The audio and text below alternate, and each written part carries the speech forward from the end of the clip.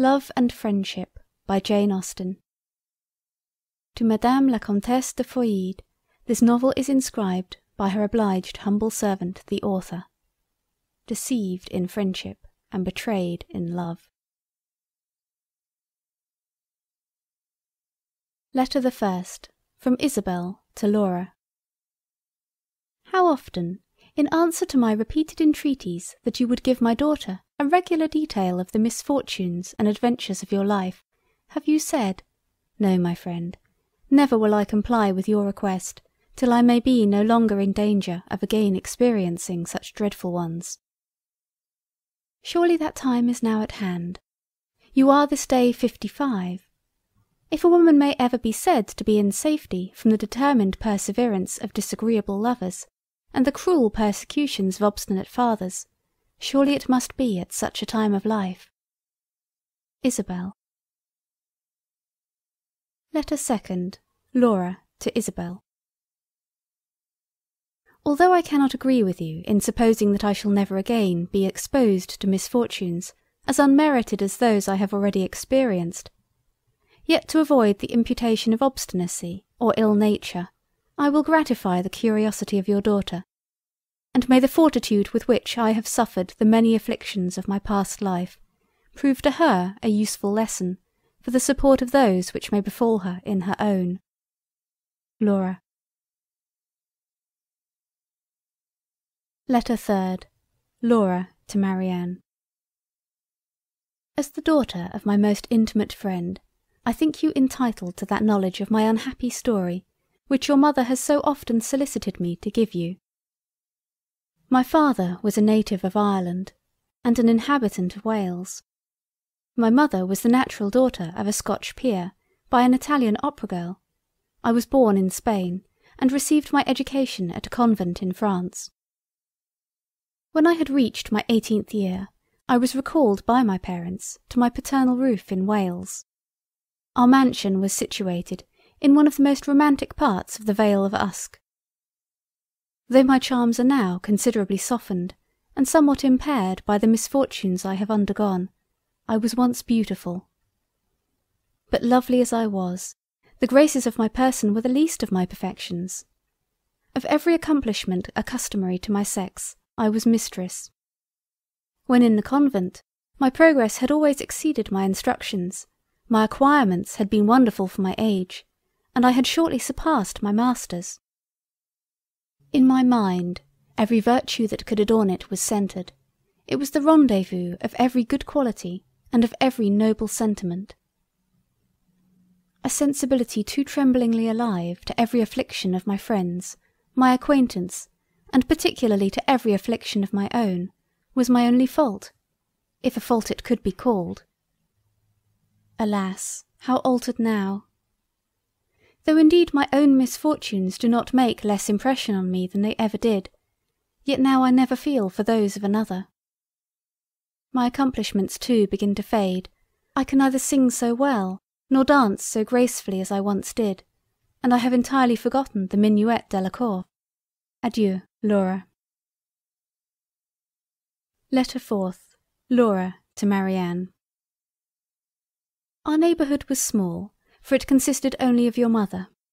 She may probably have already told you that being left by her parents in indigent circumstances, she had retired into Wales on economical motives. There it was our friendship first commenced. Isabel was then 21. Though pleasing both in her person and manners, between ourselves, she never possessed the 100th part of my beauty or accomplishments. Isabel had seen the world. She had passed 2 years at one of the first boarding schools in London, had spent a fortnight in Bath, and had supped one night in Southampton. "Beware, my Laura," she would often say, "beware of the insipid vanities and idle dissipations of the metropolis of England. Beware of the unmeaning luxuries of Bath, and of the stinking fish of Southampton." "Alas," exclaimed I, "how am I to avoid those evils I shall never be exposed to? What probability is there of my ever tasting the dissipations of London, the luxuries of Bath, or the stinking fish of Southampton? I, who am doomed to waste my days of youth and beauty in a humble cottage in the Vale of Usk. Ah, little did I then think I was ordained so soon to quit that humble cottage for the deceitful pleasures of the world. Adieu, Laura. Letter 5th. Laura to Marianne. One evening in December, as my father, my mother, and myself were arranged in social converse round our fireside, we were on a sudden greatly astonished by hearing a violent knocking on the outward door of our rustic cot. My father started. "What noise is that?" said he. "It sounds like a loud rapping at the door," replied my mother. "It does indeed," cried I. "I am of your opinion," said my father. "It certainly does appear to proceed from some uncommon violence exerted against our unoffending door." "Yes," exclaimed I cannot help thinking it must be somebody who knocks for admittance." "That is another point," replied he. "We must not pretend to determine on what motive the person may knock, though that someone does rap at the door, I am partly convinced." Here a second tremendous rap interrupted my father in his speech, and somewhat alarmed my mother and me. "Had we better not go and see who it is?" said she. "The servants are out." "I think we had," replied I. "Certainly," added my father, "by all means." "Shall we go now?" said my mother. "The sooner the better," answered he. "Oh, let no time be lost," cried I. A third, more violent rap than ever again assaulted our ears. "I am certain there is somebody knocking at the door," said my mother. "I think there must," replied my father. "I fancy the servants are returned," said I think I hear Mary going to the door." "I am glad of it," cried my father, "for I long to know who it is." I was right in my conjecture, for Mary instantly entering the room informed us that a young gentleman and his servant were at the door, who had lost their way, were very cold, and begged leave to warm themselves by our fire. "Won't you admit them?" said I. "You have no objection, my dear?" said my father. "None in the world," replied my mother. Mary, without waiting for any further commands, immediately left the room, and quickly returned, introducing the most beauteous and amiable youth I had ever beheld. The servant she kept to herself. My natural sensibility had already been greatly affected by the sufferings of the unfortunate stranger, and no sooner did I first behold him, than I felt that on him the happiness or misery of my future life must depend. Adieu, Laura. Letter 6th. Laura to Marianne. The noble youth informed us that his name was Lindsay. For particular reasons, however, I shall conceal it under that of Talbot. He told us that he was the son of an English baronet, that his mother had been for many years no more, and that he had a sister of the middle size. "My father," he continued, "is a mean and mercenary wretch. It is only to such particular friends as this dear party that I would thus betray his failings. Your virtues, my amiable Polydore," addressing himself to my father, "yours, dear Claudia, and yours, my charming Laura, call on me to repose in you my confidence." We bowed. My father, seduced by the false glare of fortune and the deluding pomp of title, insisted on my giving my hand to Lady Dorothea. "No, never," exclaimed I. "Lady Dorothea is lovely and engaging. I prefer no woman to her. But know, sir, that I scorn to marry her in compliance with your wishes. No, never shall it be said that I obliged my father." We all admired the noble manliness of his reply. He continued. Sir Edward was surprised. He had perhaps little expected to meet with so spirited an opposition to his will. "Where, Edward, in the name of wonder," said he, "did you pick up this unmeaning gibberish? You have been studying novels, I suspect." I scorned to answer. It would have been beneath my dignity. I mounted my horse, and followed by my faithful William, set forth for my aunt's. My father's house is situated in Bedfordshire, my aunt's in Middlesex, and though I flatter myself with being a tolerable proficient in geography, I know not how it happened, but I found myself entering this beautiful vale, which I find is in South Wales, when I had expected to have reached my aunt's. after having wandered some time on the banks of the Usk, without knowing which way to go, I began to lament my cruel destiny in the bitterest and most pathetic manner.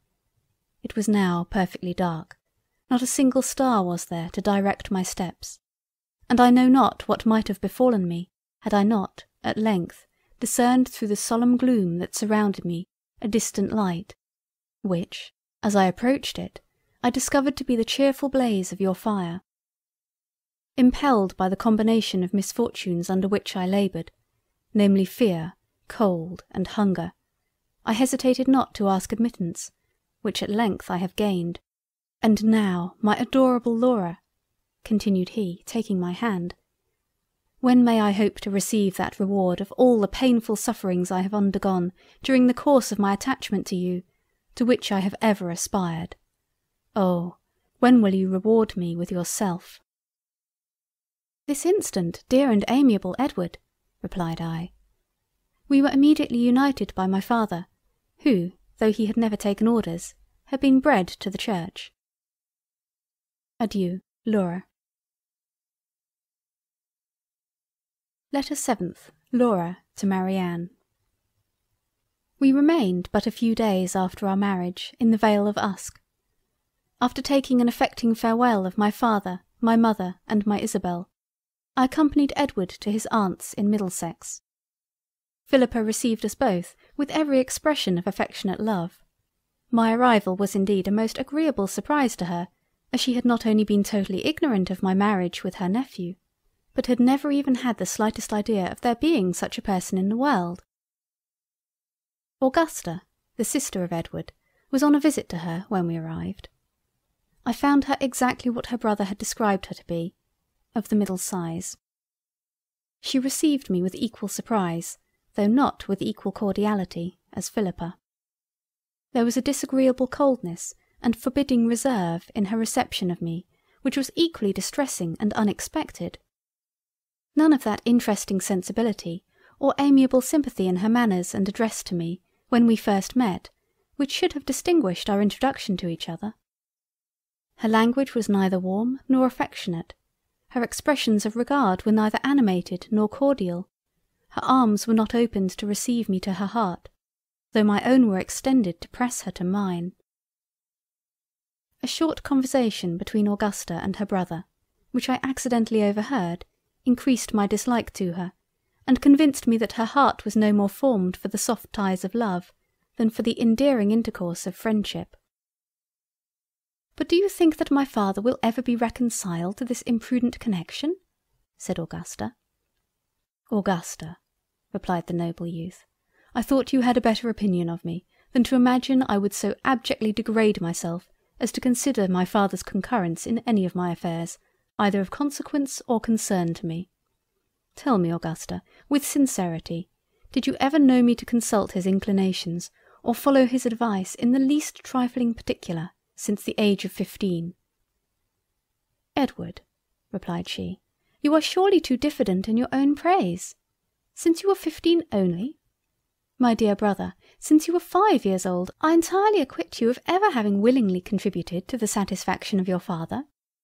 But still I am not without apprehensions of your being shortly obliged to degrade yourself in your own eyes by seeking a support for your wife in the generosity of Sir Edward. Never, never, Augusta, will I so demean myself, said Edward. Support? What support will Laura want which she can receive from him? Only those very insignificant ones of victuals and drink, answered she. Victuals and drink, replied my husband, in a most nobly contemptuous manner.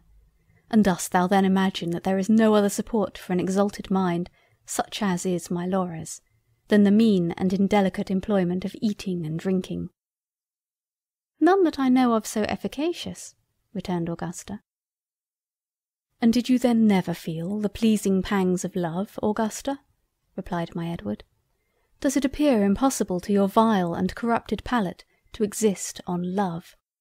Can you not conceive the luxury of living in every distress that poverty can inflict, with the object of your tenderest affection? You are too ridiculous, said Augusta, to argue with. Perhaps, however, you may in time be convinced that... Here I was prevented from hearing the remainder of her speech by the appearance of a very handsome young woman who was ushered into the room at the door of which I had been listening. On hearing her announced by the name of Lady Dorothea, I instantly quitted my post and followed her into the parlour, for I well remembered that she was the lady proposed as a wife for my Edward by the cruel and unrelenting baronet. Although Lady Dorothea's visit was nominally to Philippa and Augusta, yet I have some reason to imagine that, acquainted with the marriage and arrival of Edward, to see me was a principal motive to it. I soon perceived that though lovely and elegant in her person, and though easy and polite in her address, she was of that inferior order of beings, with regard to delicate feeling, tender sentiments, and refined sensibility, of which Augusta was one. She stayed but half an hour, and neither in the course of her visit confided to me any of her secret thoughts, nor requested me to confide in her any of mine.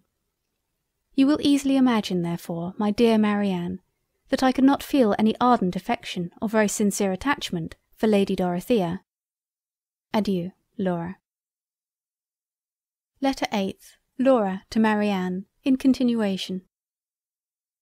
Lady Dorothea had not left us long before another visitor, as unexpected a one as her ladyship, was announced.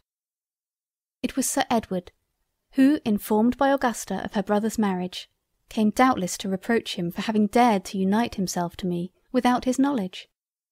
But Edward, foreseeing his design, approached him with heroic fortitude as soon as he entered the room, and addressed him in the following manner.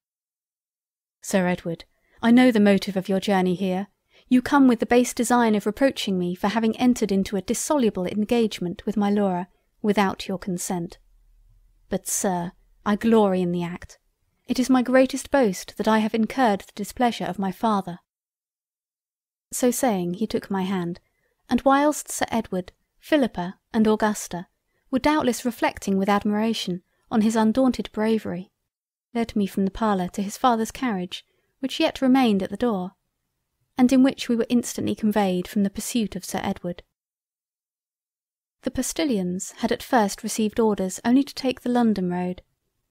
As soon as we had sufficiently reflected, however, we ordered them to drive to the seat of Edward's most particular friend, which was but a few miles distant. At we arrived in a few hours, and on sending in our names, were immediately admitted to Sophia, the wife of Edward's friend. After having been deprived during the course of 3 weeks of a real friend, for such I term your mother, imagine my transports at beholding one most truly worthy of the name. Sophia was rather above the middle size, most elegantly formed. A soft languor spread over her lovely features, but increased their beauty. It was the characteristic of her mind. She was all sensibility and feeling. We flew into each other's arms, and after having exchanged vows of mutual friendship for the rest of our lives, instantly unfolded to each other the most inward secrets of our hearts. We were interrupted in the delightful employment by the entrance of Augustus, Edward's friend, who was just returned from a solitary ramble. Never did I see such an affecting scene as was the meeting of Edward and Augustus. "My life, my soul!" exclaimed the former. "My adorable angel!" replied the latter, as they flew into each other's arms. It was too pathetic for the feelings of Sophia and myself. We fainted alternately on a sofa. Adieu, Laura. Letter the 9th. From the same to the same. Towards the close of day we received the following letter from Philippa. Sir Edward is greatly incensed by your abrupt departure. He has taken back Augusta to Bedfordshire. Much as I wish to enjoy again your charming society, I cannot determine to snatch you from that of such dear and deserving friends. When your visit to them is terminated, I trust you will return to the arms of your Philippa. We returned a suitable answer to this affectionate note, and after thanking her for her kind invitation, assured her that we would certainly avail ourselves of it whenever we might have no other place to go to. Though certainly nothing could, to any reasonable being, have appeared more satisfactory than so grateful a reply to her invitation, Yet I know not how it was, but she was certainly capricious enough to be displeased with our behaviour, and in a few weeks after, either to revenge our conduct or relieve her own solitude, married a young and illiterate fortune hunter. This imprudent step, though we were sensible that it would probably deprive us of that fortune which Philippa had ever taught us to expect, could not on our own accounts excite from our exalted minds a single sigh, yet fearful lest it might prove a source of endless misery to the deluded bride, our trembling sensibility was greatly affected when we were first informed of the event. The affectionate entreaties of Augustus and Sophia that we would for ever consider their house as our home, easily prevailed on us to determine never more to leave them. In the society of my Edward and this amiable pair, I passed the happiest moments of my life. Our time was most delightfully spent in mutual protestations of friendship, and in vows of unalterable love, in which we were secure from being interrupted by intruding and disagreeable visitors, as Augustus and Sophia had, on their first entrance in the neighbourhood, taken due care to inform the surrounding families, that as their happiness centred wholly in themselves, they wished for no other society. But alas, my dear Marianne, such happiness as I then enjoyed was too perfect to be lasting. A most severe and unexpected blow at once destroyed every sensation of pleasure. Convinced as you must be from what I have already told you concerning Augustus and Sophia, that there never were a happier couple, I need not, I imagine, inform you that their union had been contrary to the inclinations of their cruel and mercenary parents, who had vainly endeavoured, with obstinate perseverance, to force them into a marriage with those whom they had ever abhorred. But with a heroic fortitude worthy to be related and admired, they had both constantly refused to submit to such despotic power. After having so nobly disentangled themselves from the shackles of parental authority by a clandestine marriage, they were determined never to forfeit the good opinion they had gained in the world, in so doing, by accepting any proposals of reconciliation that might be offered them by their fathers. To this further trial of their noble independence, however, they were never exposed. They had been married but a few months when our visit to them commenced, during which time they had been amply supported by a considerable sum of money, which Augustus had gracefully purloined from his unworthy father's escritoire a few days before his union with Sophia. By our arrival their expenses were considerably increased, though their means for supplying them were then nearly exhausted. But they, exalted creatures, scorned to reflect a moment on their pecuniary distresses, and would have blushed at the idea of paying their debts.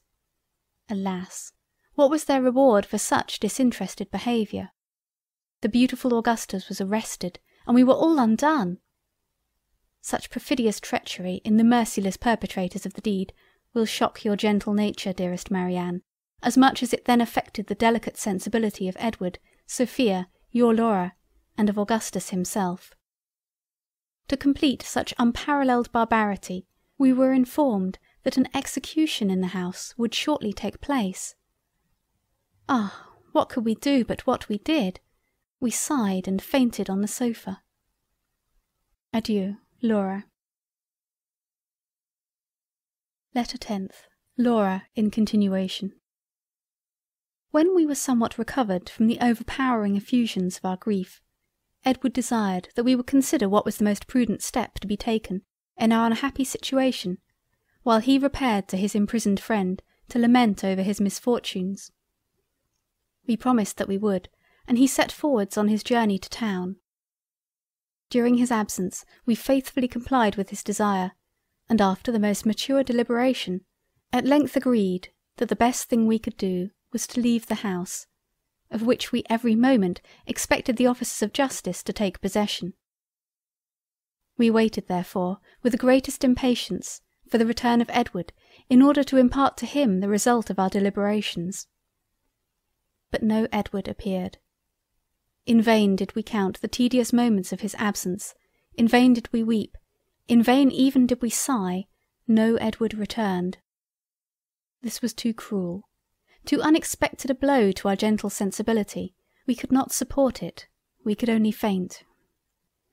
At length, Collecting all the resolution I was mistress of, I arose, and after packing up some necessary apparel for Sophia and myself, I dragged her to a carriage I had ordered, and we instantly set out for London. As the habitation of Augustus was within 12 miles of town, it was not long ere we arrived there, and no sooner had we entered Holborn than, letting down one of the front glasses, I inquired of every decent-looking person that we passed if they had seen my Edward. But as we drove too rapidly to allow them to answer my repeated inquiries, I gained little, or indeed no, information concerning him. "Where am I to drive?" said the postilion.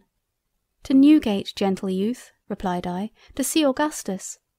"Oh no, no," exclaimed Sophia, "I cannot go to Newgate.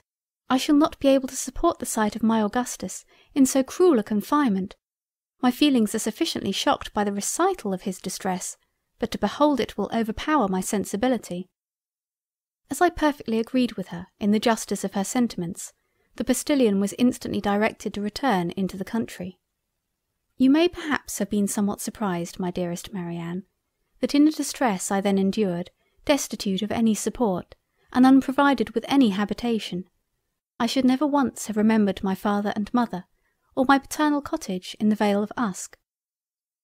To account for this seeming forgetfulness, I must inform you of a trifling circumstance concerning them, which I have as yet never mentioned.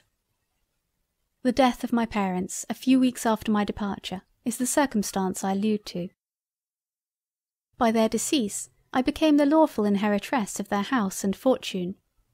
But alas, the house had never been their own, and their fortune had only been an annuity on their own lives. Such is the depravity of the world. To your mother I should have returned with pleasure, should have been happy to have introduced to her my charming Sophia, and should with cheerfulness have passed the remainder of my life in their dear society in the Vale of Usk, had not one obstacle to the execution of so agreeable a scheme intervened, which was the marriage and removal of your mother to a distant part of Ireland. Adieu, Laura. End of Part 1. Part 2. Letter 11th, Laura, in continuation. I have a relation in Scotland, said Sophia to me as we left London, who I am certain would not hesitate in receiving me. Shall I order the boy to drive there? Said I, but instantly recollecting myself, exclaimed, Alas, I fear it will be too long a journey for the horses. Unwilling, however, to act only from my own inadequate knowledge of the strengths and abilities of horses, I consulted the postilion, who was entirely of my opinion concerning the affair. We therefore determined to change horses at the next town, and to travel post the remainder of the journey. When we arrived at the last inn we were to stop at, which was but a few miles from the house of Sophia's relation, unwilling to intrude our society on him unexpected and unthought of, we wrote a very elegant and well-penned note to him, containing an account of our destitute and melancholy situation, and of our intention to spend some months with him in Scotland. As soon as we had dispatched this letter, we immediately prepared to follow it in person, and were stepping into the carriage for that purpose, when our attention was attracted by the entrance of a coroneted coach and four into the inn-yard. A gentleman considerably advanced in years descended from it. At his first appearance, my sensibility was wonderfully affected, and ere I had gazed at him a second time, an instinctive sympathy whispered to my heart that he was my grandfather. Convinced that I could not be mistaken in my conjecture, I instantly sprang from the carriage I had just entered, and following the venerable stranger into the room he had been shown to, I threw myself on my knees before him, and besought him to acknowledge me as his grandchild. He started, and having attentively examined my features, raised me from the ground, and throwing his grandfatherly arms around my neck, exclaimed, Acknowledge thee? Yes, dear resemblance of my Larina and Larina's daughter, sweet image of my Claudia and my Claudia's mother, I do acknowledge thee as the daughter of one and the granddaughter of the other. While he was thus tenderly embracing me, Sophia, astonished at my precipitate departure, entered the room in search of me. No sooner had she caught the eye of the venerable peer, than he exclaimed with every mark of astonishment, Another granddaughter? Yes, yes, I see you are the daughter of my Lorina's eldest girl. Your resemblance to the beauteous Matilda sufficiently proclaims it." "Oh," replied Sophia, "when I first beheld you, the instinct of nature whispered me that we were in some degree related, but whether grandfathers or grandmothers I could not pretend to determine." He folded her in his arms, and whilst they were tenderly embracing, the door of the apartment opened, and a most beautiful young man appeared. On perceiving him, Lord Sinclair started, and retreating back a few paces, with uplifted hands said, "Another grandchild? What an unexpected happiness is this, to discover in the space of 3 minutes as many of my descendants. This, I am certain, is Philander, the son of my Lorina's third girl, the amiable Bertha. There wants now but the presence of Gustavus to complete the union of my Lorina's grandchildren." "And here he is," said a graceful youth, who that instant entered the room. "Here is the Gustavus you desire to see. I am the son of Agatha, your Lorina's fourth and youngest daughter." "I see you are indeed," replied Lord Sinclair. "But tell me," continued he, looking fearfully towards the door, "tell me, have I any other grandchildren in the house?" "None, my lord." "Then I will provide for you all without further delay. Here are 4 banknotes of £50 each. Take them, and remember I have done the duty of a grandfather." He instantly left the room, and immediately afterwards the house.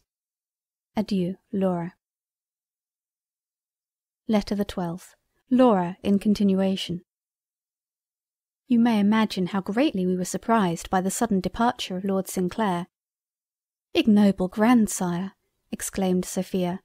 "Unworthy grandfather!" said I, and instantly fainted in each other's arms. How long we remained in this situation I know not, but when we recovered we found ourselves alone, without either Gustavus, Philander, or the banknotes. As we were deploring our unhappy fate, the door of the apartment opened, and Macdonald was announced. He was Sophia's cousin. The haste with which he came to our relief so soon after the receipt of our note spoke so greatly in his favour that I hesitated not to pronounce him at first sight a tender and sympathetic friend. Alas, he little deserved the name, for though he told us that he was much concerned at our misfortunes, yet by his own account it appeared that the perusal of them had neither drawn from him a single sigh, nor induced him to bestow one curse on our vindictive stars. He told Sophia that his daughter depended on her returning with him to Macdonald Hall, and that as his cousin's friend he should be happy to see me there also. To Macdonald Hall therefore we went, and were received with great kindness by Janetta, the daughter of Macdonald, and the mistress of the mansion. Janetta was then only 15, naturally well disposed, endowed with a susceptible heart and a sympathetic disposition. She might, had these amiable qualities been properly encouraged, have been an ornament to human nature, but unfortunately her father possessed not a soul sufficiently exalted to admire so promising a disposition, and had endeavoured by every means on his power to prevent it increasing with her years. He had actually so far extinguished the natural noble sensibility of her heart, as to prevail on her to accept an offer from a young man of his recommendation. They were to be married in a few months, and Graham was in the house when we arrived. We soon saw through his character. He was just such a man as one might have expected to be the choice of Macdonald. They said he was sensible, well informed and agreeable. We did not pretend to judge of such trifles, but as we were convinced he had no soul, that he had never read the Sorrows of Werther, and that his hair bore not the least resemblance to auburn, we were certain that Janetta could feel no affection for him, or at least that she ought to feel none.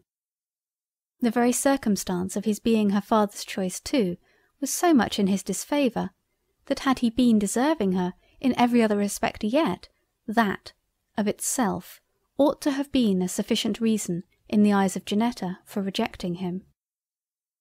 These considerations we were determined to represent to her in their proper light, and doubted not of meeting with the desired success from one naturally so well disposed, whose errors in the affair had only arisen from a want of proper confidence in her own opinion and a suitable contempt of her father's. We found her indeed all that our warmest wishes could have hoped for. We had no difficulty to convince her that it was impossible she could love Graham, or that it was her duty to disobey her father. The only thing at which she rather seemed to hesitate was our assertion that she must be attached to some other person. For some time she persevered in declaring that she knew no other young man for whom she had the smallest affection. But on explaining the impossibility of such a thing, she said that she believed she did like Captain McHenry better than any one she knew besides. This confession satisfied us, and after having enumerated the good qualities of McHenry, and assured her that she was violently in love with him, we desired to know whether he had in any wise declared his affection to her. So far from having ever declared it, I have no reason to imagine that he has ever felt any for me, said Janetta. That he certainly adores you, replied Sophia, there can be no doubt. The attachment must be reciprocal. Did he never gaze on you with admiration, tenderly press your hand, drop an involuntary tear, and leave the room abruptly? Never, replied she, that I remember. He has always left the room indeed when his visit has been ended, but has never gone away particularly abruptly or without making a bow. Indeed, my love, said I, you must be mistaken, for it is absolutely impossible that he should ever have left you but with confusion, despair, and precipitation. Consider but for a moment, Janetta, and you must be convinced how absurd it is to suppose that he could ever make a bow or behave like any other person. Having settled this point to our satisfaction, the next we took into consideration was to determine in what manner we should inform McHenry of the favourable opinion Janetta entertained of him. We at length agreed to acquaint him with it by an anonymous letter, which Sophia drew up in the following manner. O happy lover of the beautiful Janetta! O amiable possessor of her heart, whose hand is destined to another! Why do you thus delay a confession of your attachment to the amiable object of it? Oh, consider that a few weeks will at once put an end to every flattering hope that you may now entertain, by uniting the unfortunate victim of her father's cruelty to the execrable and detested Graham. Alas! Why do you thus so cruelly connive at the projected misery of her and of yourself, by delaying to communicate that scheme which had doubtless long possessed your imagination? A secret union will at once secure the felicity of both. The amiable McHenry, whose modesty, as he afterwards assured us, had been the only reason of his having so long concealed the violence of his affection for Janetta, on receiving this billet, flew on the wings of love to Macdonald Hall, and so powerfully pleaded his attachment to her who inspired it, that after a few more private interviews, Sophia and I experienced the satisfaction of seeing them depart for Gretna Green, which they chose for the celebration of their nuptials, in preference to any other place, although it was at a considerable distance from Macdonald Hall. Adieu, Laura. Letter the 13th. Laura in continuation. They had been gone nearly a couple of hours before either Macdonald or Graham had entertained any suspicion of the affair, and they might not even then have suspected it but for the following little accident. Sophia, happening one day to open a private drawer in Macdonald's library with one of her own keys, discovered that it was the place where he kept his papers of consequence, and amongst them some banknotes of considerable amount. This discovery she imparted to me, and having agreed together that it would be a proper treatment of so vile a wretch as Macdonald to deprive him of money, perhaps dishonestly gained, it was determined that the next time we should either of us happen to go that way, we would take one or more of the banknotes from the drawer. This well-meant plan we had often successfully put in execution, but alas, on the very day of Janetta's escape, as Sophia was majestically removing the 5th banknote from the drawer to her own purse, she was most impertinently interrupted in her employment by the entrance of Macdonald himself, in a most abrupt and precipitate manner. Sophia, who, though naturally all winning sweetness, could, when occasions demanded it, call forth the dignity of her sex, instantly put on a most forbidding look, and darting an angry frown on the undaunted culprit, demanded in a haughty tone of voice, wherefore her retirement was thus insolently broken in on. The unblushing Macdonald, without even endeavouring to exculpate himself from the crime he was charged with, meanly endeavoured to reproach Sophia with ignobly defrauding him of his money. The dignity of Sophia was wounded. "Wretch!" exclaimed she, hastily replacing the banknote in the drawer, "how darest thou to accuse me of an act of which the bare idea makes me blush?" The base wretch was still unconvinced, and continued to upbraid the justly offended Sophia in such opprobrious language, that at length he so greatly provoked the gentle sweetness of her nature, as to induce her to revenge herself on him, by informing him of Janetta's elopement, and of the active part we had both taken in the affair. At this period of their quarrel I entered the library, and was, as you may imagine, equally offended as Sophia at the ill-grounded accusations of the malevolent and contemptible Macdonald. "Base miscreant," cried I, "how canst thou thus undauntedly endeavour to sully the spotless reputation of such bright excellence? Why dost thou not suspect my innocence as soon?" "Be satisfied, madam," replied he, "I do suspect it, and therefore must desire that you will both leave this house in less than half an hour." "We shall go willingly," answered Sophia. "Our hearts have long detested thee, and nothing but our friendship for thy daughter could have induced us to remain so long beneath thy roof." "Your friendship for my daughter has indeed been most powerfully exerted by throwing her into the arms of an unprincipled fortune hunter," replied he. "Yes," exclaimed I, "amidst every misfortune it will afford us some consolation to reflect that by this one act of friendship to Janetta we have amply discharged every obligation that we have received from her father." "It must indeed be a grateful reflection to your exalted minds," said he. As soon as we had packed up our wardrobe and valuables, we left Macdonald Hall, and after having walked about 1.5 miles, we sat down by the side of a clear limpid stream to refresh our exhausted limbs. The place was suited to meditation. A grove of full-grown elms sheltered us from the east, a bed of full-grown nettles from the west. Before us ran the murmuring brook, and behind us ran the turnpike road. We were in a mood for contemplation, and in a disposition to enjoy so beautiful a spot. A mutual silence, which had for some time reigned between us, was at length broke by my exclaiming, "What a lovely scene! Alas! why are not Edward and Augustus here to enjoy its beauties with us?" "Ah, my beloved Laura," cried Sophia, "for pity's sake forbear recalling to my remembrance the unhappy situation of my imprisoned husband. Alas! what would I not give to learn the fate of my Augustus, to know if he is still in Newgate, or if he is yet hung?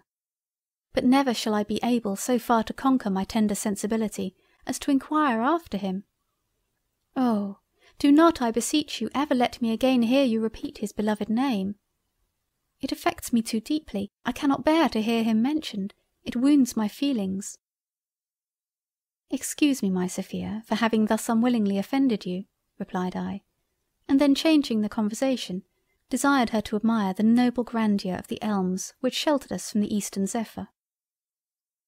"Alas! my Laura," returned she, "avoid so melancholy a subject, I entreat you. Do not again wound my sensibility by observations on those elms. They remind me of Augustus. He was like them, tall, majestic. He possessed that noble grandeur which you admire in them." I was silent, fearful lest I might any more unwillingly distress her, by fixing on any other subject of conversation, which might again remind her of Augustus.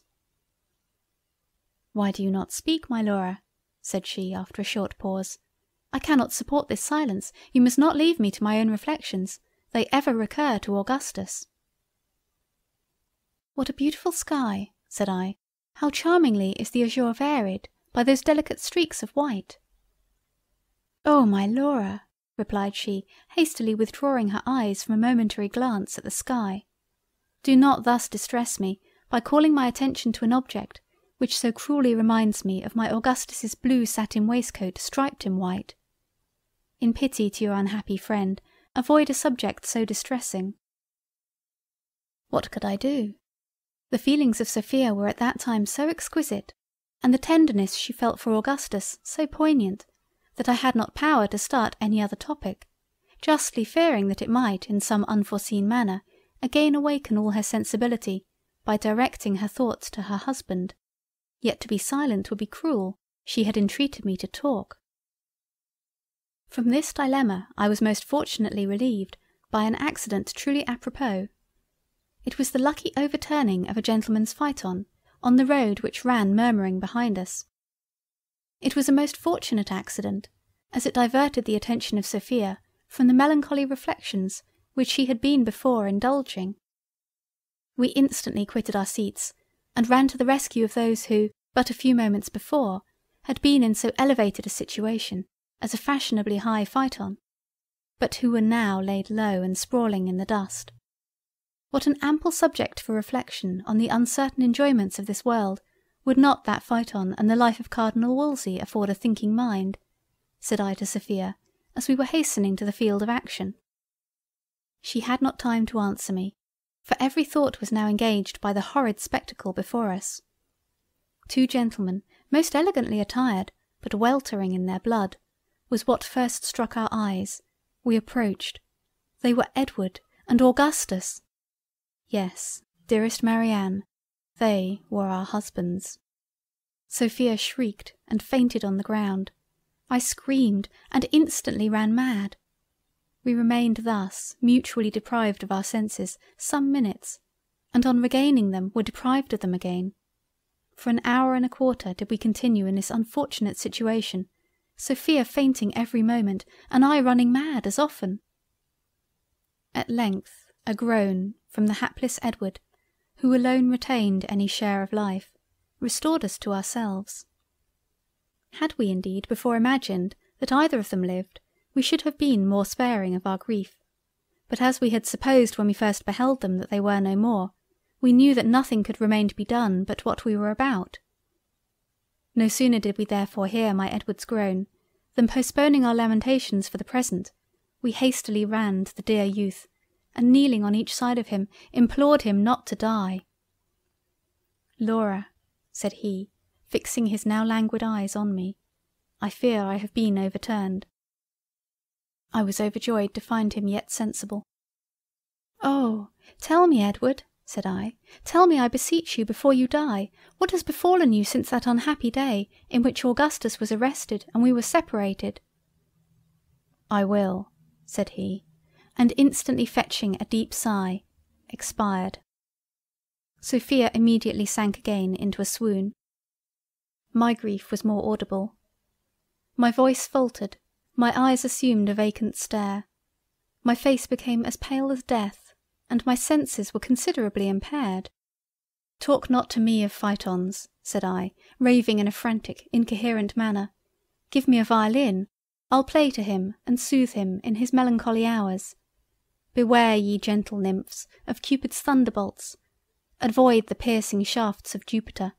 Look at that grove of firs. I see a leg of mutton. They told me Edward was not dead, but they deceived me. They took him for a cucumber.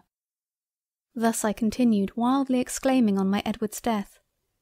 For 2 hours did I rave thus madly, and should not then have left off, as I was not in the least fatigued, had not Sophia, who was just recovered from her swoon, entreated me to consider that night was now approaching, and that the damps began to fall.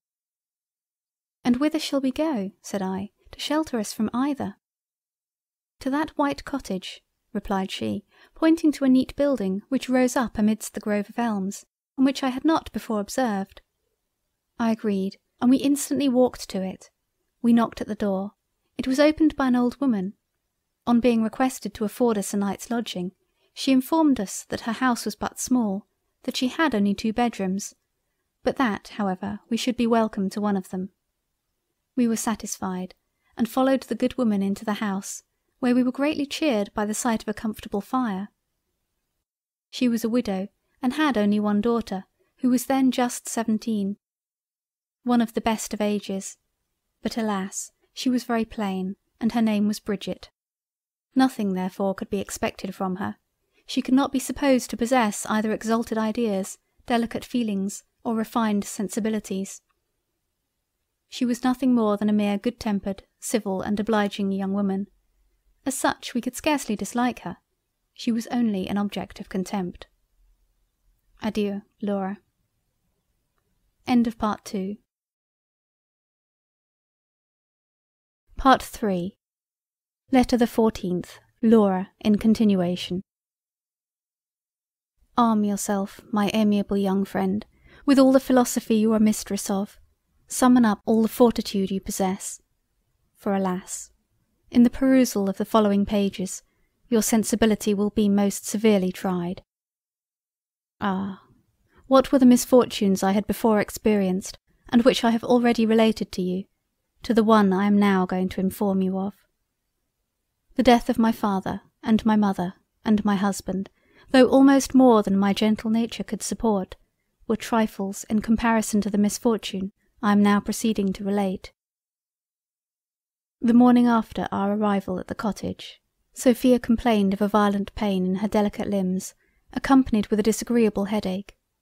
She attributed it to a cold caught by her continued faintings in the open air, as the dew was falling the evening before.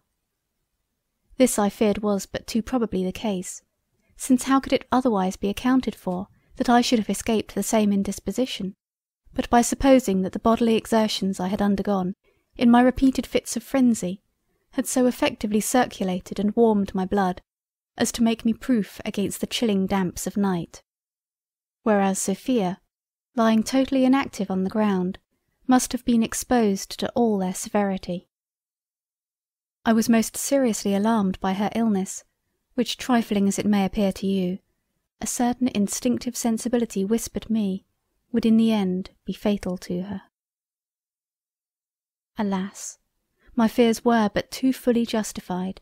She grew gradually worse, and I daily became more alarmed for her.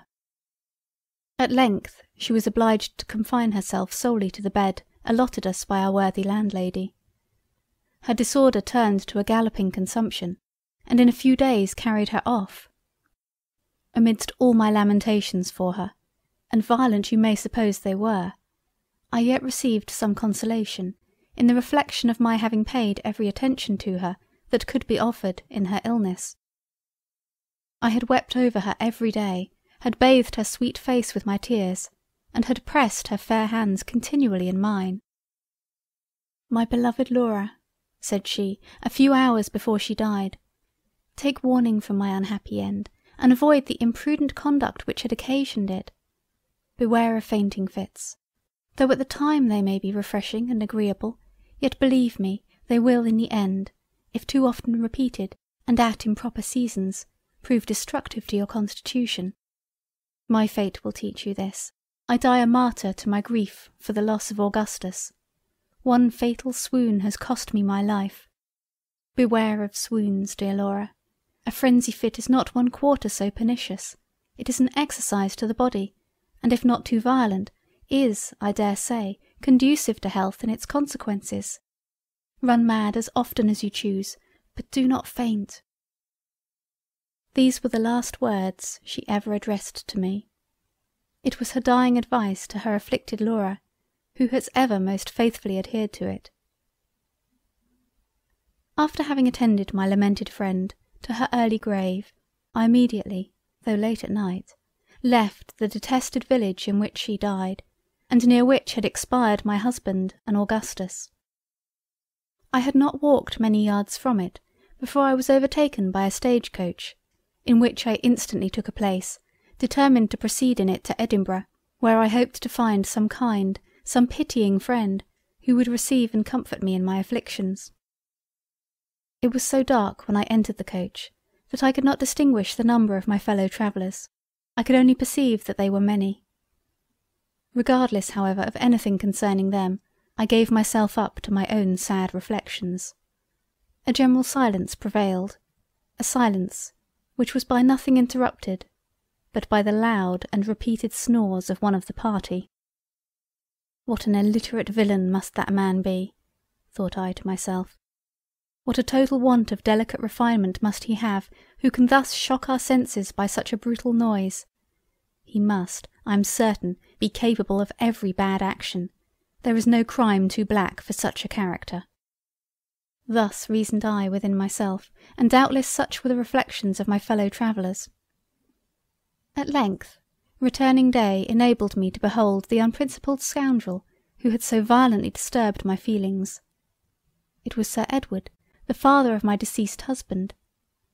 By his side sat Augusta, and on the same seat with me were your mother and Lady Dorothea. Imagine my surprise at finding myself thus seated amongst my old acquaintance. Great as was my astonishment, it was yet increased when, on looking out of windows, I beheld the husband of Philippa, with Philippa by his side on the coach-box, and when on looking behind I beheld Philander and Gustavus in the basket. "Oh heavens!" exclaimed I, "is it possible that I should so unexpectedly be surrounded by my nearest relations and connections?" These words roused the rest of the party, and every eye was directed to the corner in which I sat. "Oh, my Isabel!" continued I, throwing myself across Lady Dorothea into her arms, "receive once more to your bosom the unfortunate Laura. Alas! when last we parted in the Vale of Usk, I was happy in being united to the best of Edwards. I had then a father and a mother, and had never known misfortunes. But now, deprived of every friend but you—" "What?" interrupted Augusta, "is my brother dead then? Tell us, I entreat you, what is become of him?" "Yes, cold and insensible nymph," replied I, "that luckless swain your brother is no more, and you may now glory in being the heiress of Sir Edward's fortune." Although I had always despised her from the day I had overheard her conversation with my Edward, yet in civility I complied with hers and Sir Edward's entreaties that I would inform them of the whole melancholy affair. They were greatly shocked. Even the obdurate heart of Sir Edward and the insensible one of Augusta were touched with sorrow by the unhappy tale.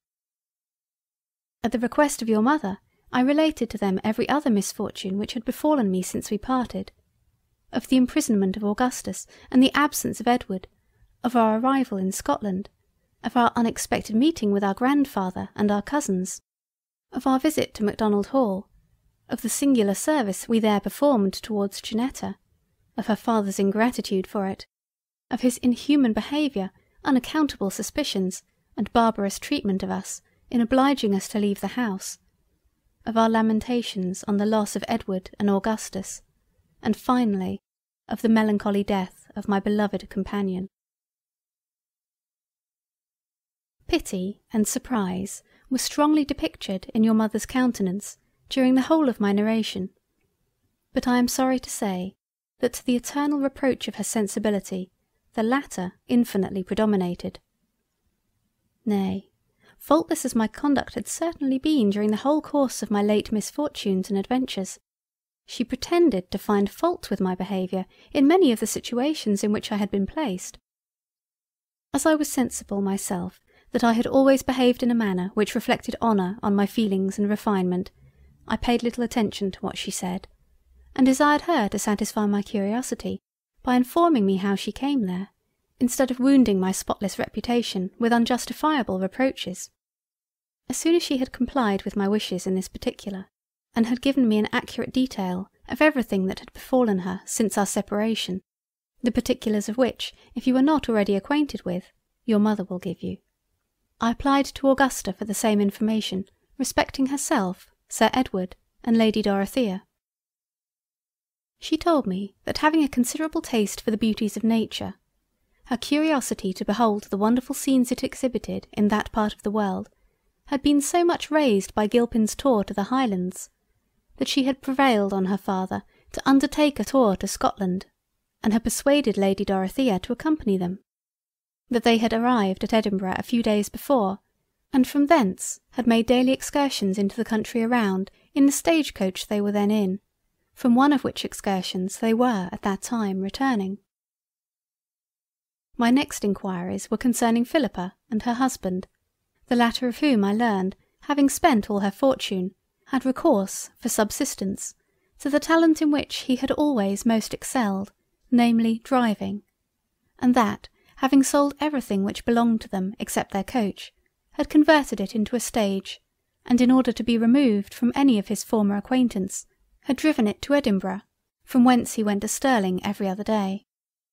That Philippa, still retaining her affection for her ungrateful husband, had followed him to Scotland, and generally accompanied him in his little excursions to Stirling. It has only been to throw a little money into their pockets, continued Augusta, that my father has always travelled in their coach to view the beauties of the country since our arrival in Scotland, for it would certainly have been much more agreeable to us to visit the Highlands in a post-chaise than merely to travel from Edinburgh to Stirling and from Stirling to Edinburgh every other day in a crowded and uncomfortable stage. I perfectly agreed with her in her sentiments on the affair, and secretly blamed Sir Edward for thus sacrificing his daughter's pleasure for the sake of a ridiculous old woman whose folly in marrying so young a man ought to be punished. His behaviour, however, was entirely of a piece with his general character, for what could be expected from a man who possessed not the smallest atom of sensibility, who scarcely knew the meaning of sympathy, and who actually snored? Adieu, Laura. Letter the 15th. Laura, in continuation. When we arrived at the town where we were to breakfast, I was determined to speak with Philander and Gustavus, and to that purpose, as soon as I left the carriage, I went to the basket and tenderly inquired after their health, expressing my fears of the uneasiness of their situation. At first they seemed rather confused at my appearance, dreading no doubt that I might call them to account for the money which our grandfather had left me, and which they had unjustly deprived me of. But finding that I mentioned nothing of the matter, they desired me to step into the basket, as we might there converse with greater ease.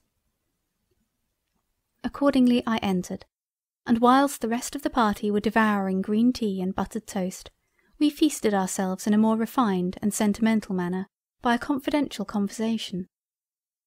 I informed them of everything which had befallen me during the course of my life, and at my request they related to me every incident of theirs.